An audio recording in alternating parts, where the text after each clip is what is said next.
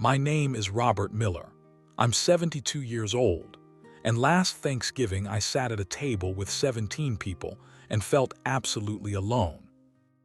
I want to tell you why, about what we're all losing without noticing, and about a decision I made that shocked my family. When I was 8, my father worked at a factory, 12-hour shifts, came home exhausted, hands greasy, back hurting, so tired he could barely stand.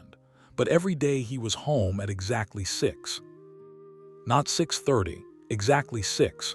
At 6 our family sat for dinner, sacred. Mom laid out food: meatloaf, potatoes, peas. Dad turned off the TV even if there was a game. Dinner time. We all sat, 5 of us, table that creaked. Dad asked, "Robert, how was school?" I told him about baseball practice, how coach yelled. He listened, gave advice. Sister talked about friends. Brother showed homework. We laughed, argued about little things, ate slowly. Nobody got up until everyone finished. An hour minimum. This wasn't just dinner. This was when we were family. When I married Margaret in '78, I promised myself, I'll keep the tradition. David was born in '79, Lisa in '82, Kevin in '86. Every evening at 6:30, family at the table. Margaret cooked. Kids sat, we talked. It worked when they were little. David talked about football. Lisa showed drawings. Kevin had crazy school stories. We laughed a lot. Warmest memories, not Disney World, those dinners. Then they became teenagers. David football practice until 7. Lisa dance class. Kevin friends, activities. Suddenly 6:30 was impossible. Dad, can we do it later? I tried to hold on, at least together when possible, 3-4 times weekly. When we sat, they rushed, ate quickly. Can I go? Homework. Don't know when we lost it. Gradually, football became varsity, dance became competition, friends became girlfriends, boyfriends, table got emptier. Then college, David 97, Lisa 2000, Kevin 2004. Just Margaret and me now, quiet, too quiet. I thought at least holidays. Kids grew up, married, grandkids appeared, David 2, Lisa 3. Suddenly 17 people, excited. We'll revive the tradition. Last Thanksgiving I planned for weeks. Margaret cooked 3 days.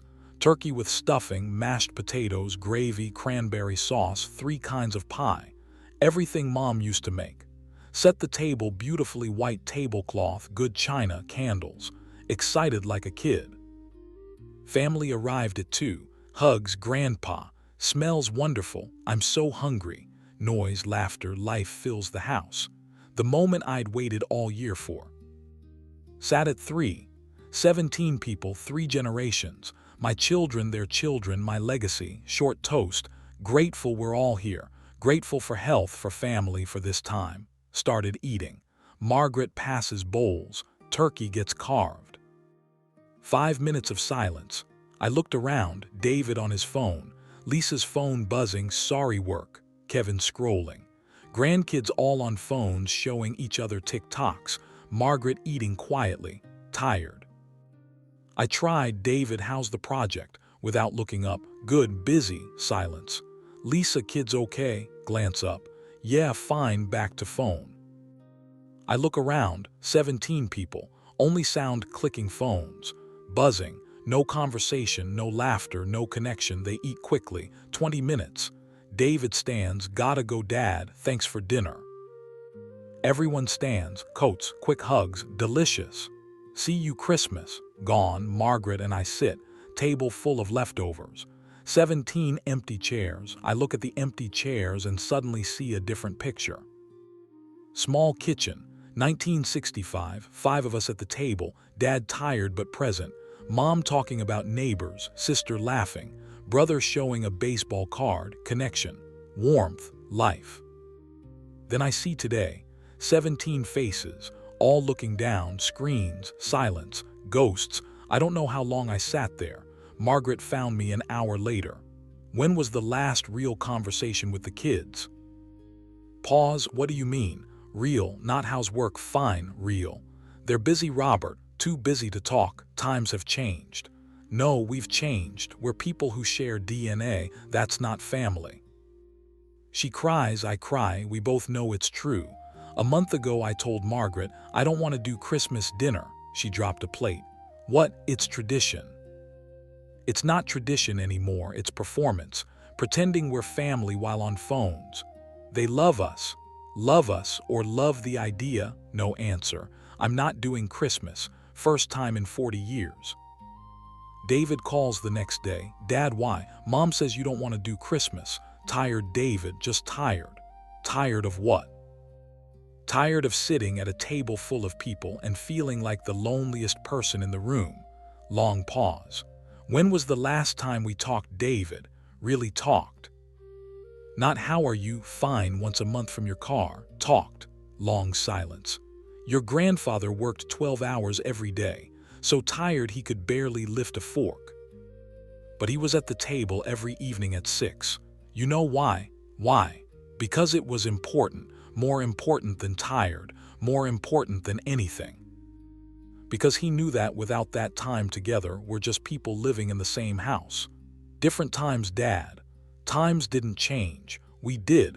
We stopped valuing time together. Phones filled the vacuum we created. I know how it sounds.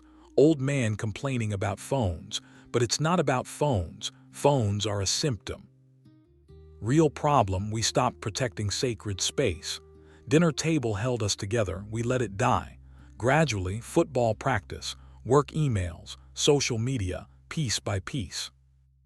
Mom died 10 years ago. Before she died, Robert, most important thing we gave you, not money or education. Those dinners, those conversations, remember, every detail. What will my kids remember? Empty table, a father who forced a dead tradition, a mother exhausted cooking for people who barely looked up. Don't know if they'll understand. Maybe when I'm gone and they're at their own tables, watching their kids on phones, feeling that same silence, that emptiness, maybe then. If you have children, please make dinner sacred. Now, not tomorrow, not when convenient, no phones, no TV, just family, just conversations, just presence, even if uncomfortable.